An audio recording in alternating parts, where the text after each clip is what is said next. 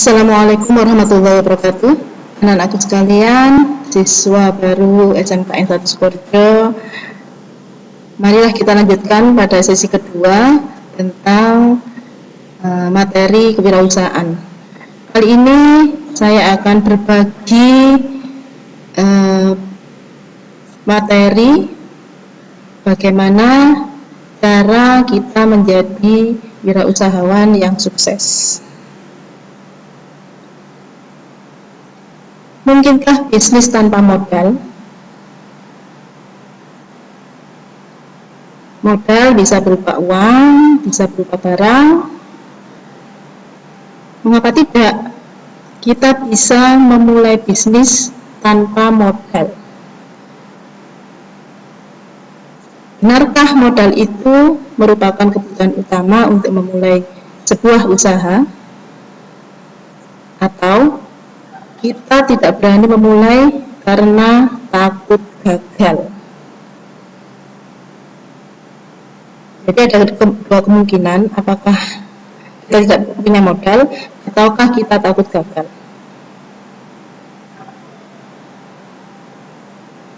Bagaimana kalau kita ingin memulai sebuah bisnis? Jangan menggunakan analisis berlebihan, karena yang paling penting adalah memulai. Sekali lagi, memulai.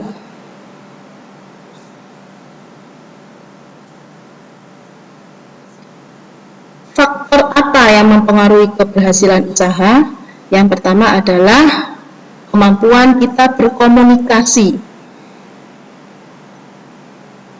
Kemudian selain kita harus bisa berkomunikasi, kita juga harus mempunyai keberanian untuk mengambil sebuah resiko.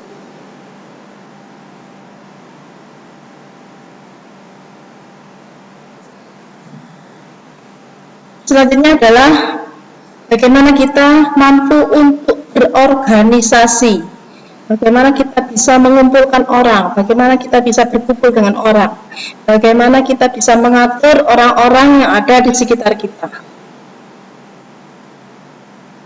Bagaimana kemudian yang keempat adalah daya analisis dan kreativitas. Nah, yang perlu kita garis bawahi adalah kreativitas. Kita harus memiliki kreativitas yang tinggi. Apalagi untuk saat ini yang mana persaingan sudah sangat ketat di bidang apapun, terutama di bidang bisnis. Dan selanjutnya adalah hobi atau kegemaran. Kalian bisa memulai bisnis dari hobi yang kalian miliki, hobi yang kalian tekuni saat ini. Dari hobi saja, berbekal hobi saja kita bisa memulai sebuah usaha. Dan biasanya kalau orang memulai sebuah usaha dari hobinya, dia akan bisa menikmati usaha tersebut karena dia menyukai bidang itu. Misalnya yang hobi berenang, dia kemudian punya tanah, kemudian membangun itu untuk diberikan kolam renang. Atau mungkin yang suka memancing, sudah ada lahannya, tinggal memberi benih ikannya. Nah, di sini akan lebih bersemangat kalau misalnya kita membuka usaha berdasarkan hobi. Selanjutnya adalah langkah-langkah apa yang diperlukan untuk memulai sebuah bisnis. Yang pertama, kalian harus bisa memilih jenis usaha atau produk yang memang dibutuhkan oleh konsumen. Saya ulangi lagi, memilih jenis produk yang memang dibutuhkan oleh konsumen. Karena kita membuat usaha atau memproduksi sebuah produk, itu karena ada yang butuh untuk dijual, untuk dipasarkan kepada orang lain, bukan untuk diri kita sendiri. Itu bedanya.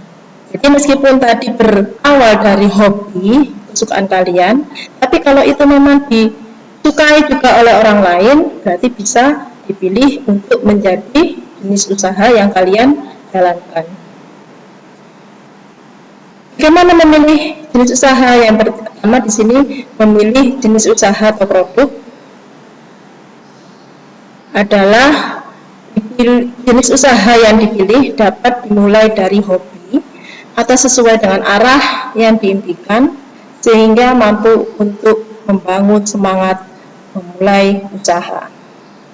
Contohnya, pertanian, perikanan, konveksi, makanan atau kue, warung yang selama ini mungkin sekarang istilahnya adalah bisnis kuliner, bakso, lembaga kursus, dan lain-lain. Dan tentunya kita harus ingat bahwa produk yang akan kita hasilkan harus bermanfaat atau dibutuhkan oleh konsumen. Sekarang apa sih produk itu?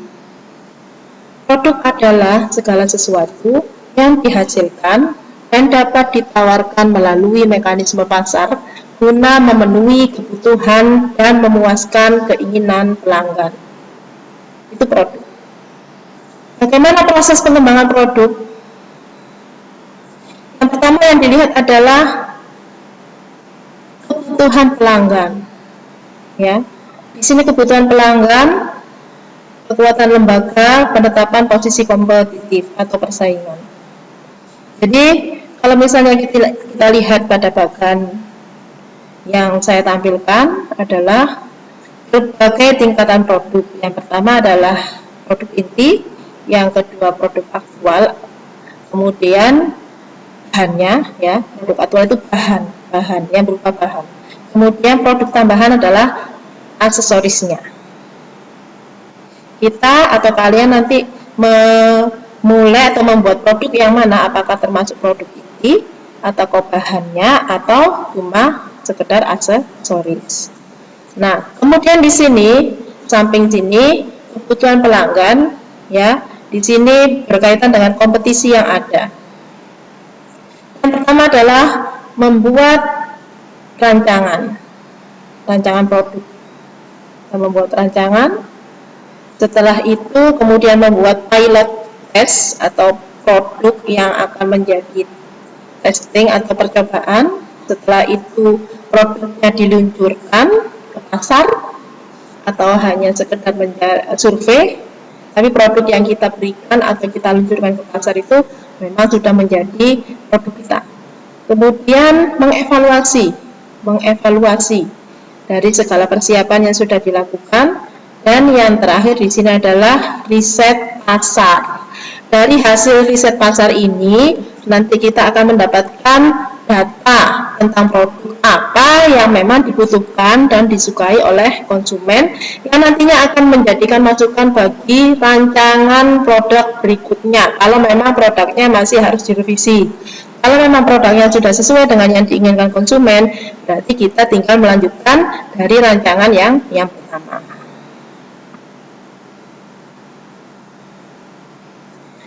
Setelah kita memilih produk yang kita hasilkan, yang kedua adalah memilih tempat usaha.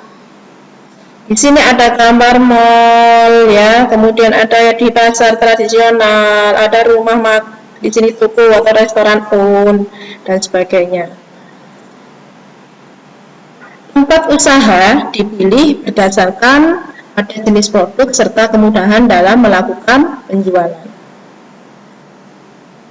Jadi tempat usaha kita tidak bisa memilih asal-asalan, kita harus mencari tempat yang memang memudahkan kita untuk menjual sebuah produk. Jadi tempat itu mencari yang strategis untuk penjualan. Perlu dilakukan segmentasi agar antara produk dan tempat sesuai. Jadi misalnya kita menjual alat tulis, tempat yang sesuai di mana? Yang pasti dekat sekolah, dekat kantor. Kalau kita menjual alat tulis di tempat lingkungan, misalnya di situ adalah pertanian, tentunya kurang tepat. Jadi kita mencari tempat yang strategis yang sesuai dengan produk yang kita hasilkan. Selanjutnya adalah segmentasi pasar atau pembagian pasar. Pembagian pasar atau penggolongan pelanggan berdasar pada kebutuhan dan keinginan mereka secara umum. Jadi nanti segmentasi pasarnya misalnya untuk anak-anak, untuk orang dewasa misalnya, atau mungkin berdasarkan profesi. Segmentasi pasarnya adalah untuk pelajar, misalnya untuk petani, untuk pedagang, untuk nelayan dan sebagainya. Mereka pasti memiliki kebutuhan yang berbeda. Segmentasi sangat diperlukan agar strategi pemasaran menjadi lebih efektif.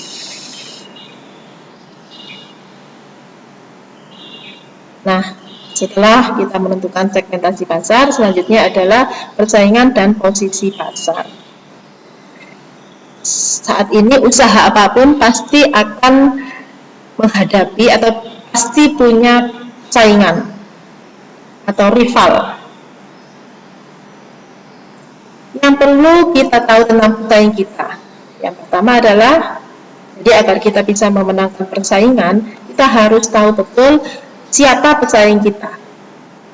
Yang pertama adalah para pesaing kunci dalam segmen tertentu. Jadi pesaing kuncinya itu siapa? Pesaing yang menjadi rival yang potensial, rival yang berat buat kita itu segmen apa? Kemudian di mana lokasi mereka secara fisik? Pesaing kita itu ada di mana? Secara fisik mereka itu membuka usaha di mana? Menjual di mana?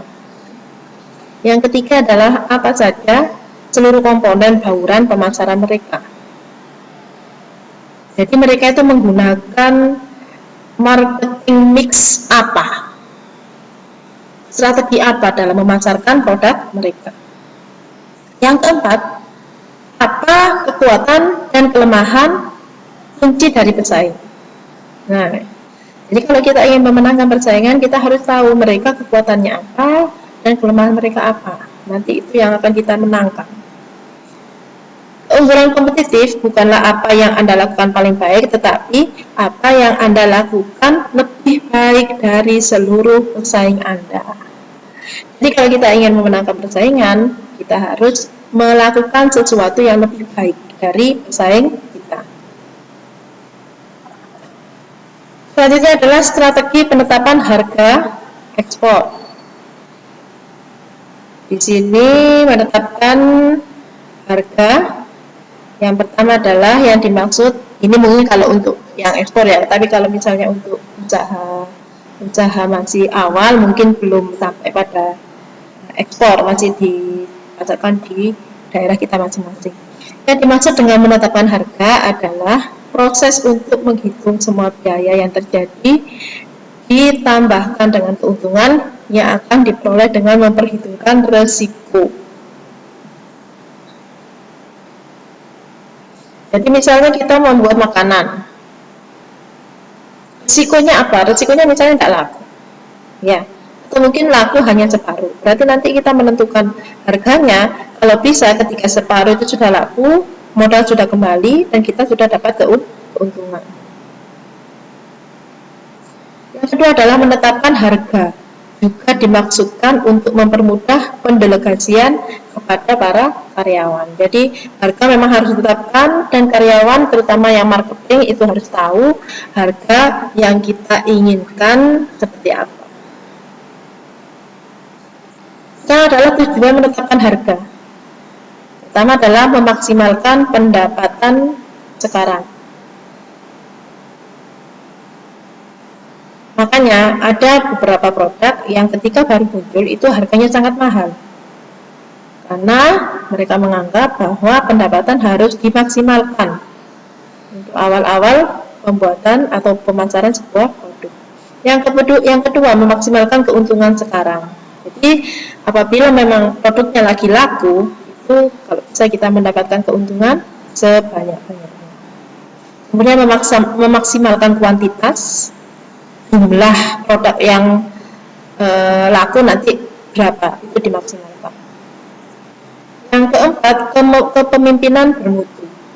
Nah, ini di sini terletak pada jiwa wirausaha yang dimiliki oleh pemilik perusahaan. Kemudian memperoleh kembali sebagian biaya, jadi modal sudah ada yang kembali pada kita, kelangsungan hidup, dan keberadaan saat ini. Yang keempat, yang tidak kalah pentingnya adalah promosi. Promosi merupakan usaha mempengaruhi perilaku beli dari pasar sasaran melalui yang pertama, memberi informasi kepada para pelanggan tentang perusahaan atau produk-produknya. Yang kedua, mengingatkan tentang berbagai manfaatnya. Manfaat dari produk yang kita pasarkan. Yang ketiga, membujuk para nasabah untuk membeli, atau membujuk para pembeli untuk membeli, atau membujuk para konsumen untuk membeli produk kita. Metode promosi yang pertama ada penjualan pribadi, face to face. Ini bisa melalui kunjungan, telepon, presentasi.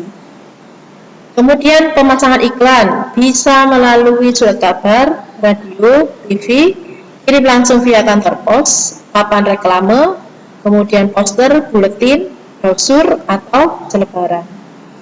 Kemudian promosi penjualan. Ini bisa dengan metode diskon, contoh gratis, program kesetiaan, dan penawaran spesial.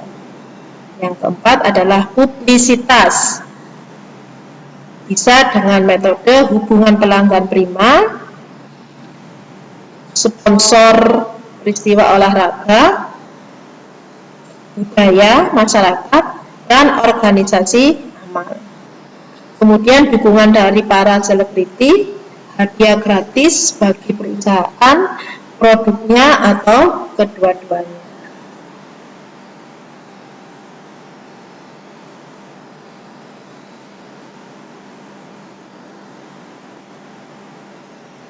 Yang kelima adalah bagaimana kita nanti merekrut karyawan.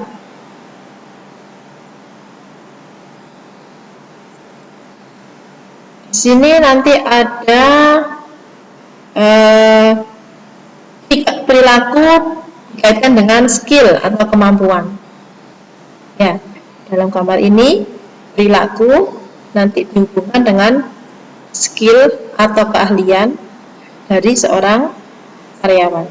Yang pertama, pekerjaan ini sudah dipikirkan sejak memilih jenis usaha, tempat, dan promosi serta harga yang ditentukan. Selanjutnya adalah pada tahap awal, usaha boleh dilakukan sendiri, namun jika ingin berkembang diharapkan melakukan rekrutmen karyawan, karena tidak mungkin ketika usaha berkembang dapat dilakukan sendiri. Yang ketiga, tentukan kriteria agar sesuai dengan yang dibutuhkan. Ya. Jadi perilaku dan keahlian ini harus sesuai dengan kriteria yang dibutuhkan oleh perusahaan. Banyak orang sukses memulai usaha, namun gagal mengelola usaha, sehingga bertahun-tahun usahanya tidak tumbuh dan berkembang. Tetapi, dia adalah orang sukses dalam memulai usaha. Karena memang memulai usaha itu sesuatu yang berat. Karena kita masih baru tahap awal. 6. Delegasikan pekerjaan. Bila usaha sudah mulai berjalan, maka mulailah berpikir untuk mengembangkan usaha, baik membuka cabang maupun melakukan variasi atas produk yang kita miliki. Pengembangan hanya dapat dilakukan bila kita memiliki kemampuan untuk mendelegasikan tugas pada karyawan. Selanjutnya adalah yang ketujuh, mengelola keuangan. Lakukan pencatatan atau pembukuan atau transaksi yang terjadi walaupun dengan sangat sederhana. Kemudian pencatatan atau pembukuan diperlukan sebagai sumber informasi tentang keuangan kita. Selanjutnya adalah pencatatan atau pembukuan dapat digunakan sebagai monitoring usaha, mengambil keputusan, dan pengendalian.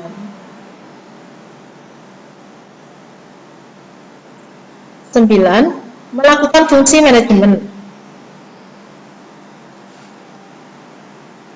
Manajemen dalam praktek adalah berupa perencanaan. Yang awal adalah merencanakan usaha, kemudian mengatur, mengalokasikan tugas, wewenang, dan sebagainya, kemudian mengarahkan, misalnya memotivasi karyawan, dan tugas-tugas penting.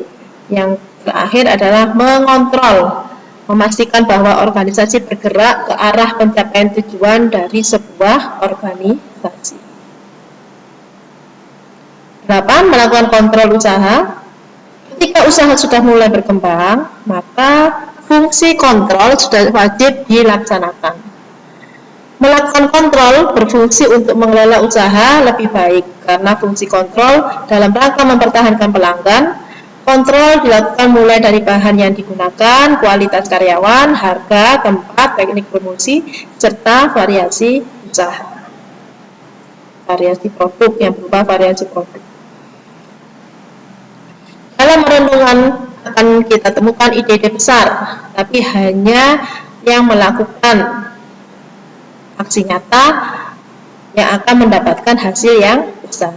Jadi kalau kita punya ide besar tapi tidak melakukannya, maka kita tidak akan mendapatkan hasil yang besar. Hambatan besar kita untuk memulai bisnis adalah orang terdekat kita sendiri, seperti orang tua, istri atau suami, saudara, teman terdekat. Untuk itu jangan pernah ragu untuk memulai usaha. Jadi orang-orang terdekat ini justru kadang menjadi hambatan bagi kita untuk memulai sebuah usaha. Ingatlah bahwa perjalanan 1000 km pasti dimulai dari langkah pertama, dan itu pasti berat. Dan berhitung pun pasti dimulai dari angka 1. Untuk itu, mulailah melangkah sebagai sebuah awal Anda mencapai tujuan yang diinginkan. Belajar pada orang yang telah sukses maupun yang belum sukses adalah cara jitu menjadi entrepreneur sejati. Mulailah dari sekarang dengan apa yang Anda miliki. Jangan pernah lagi tertunda hanya karena takut gagal. Kepuasan pelanggan adalah kunci sukses usaha kita.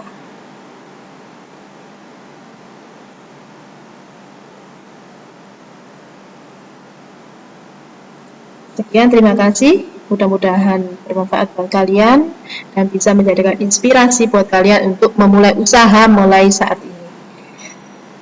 Nah, akhiri. Assalamualaikum warahmatullahi wabarakatuh.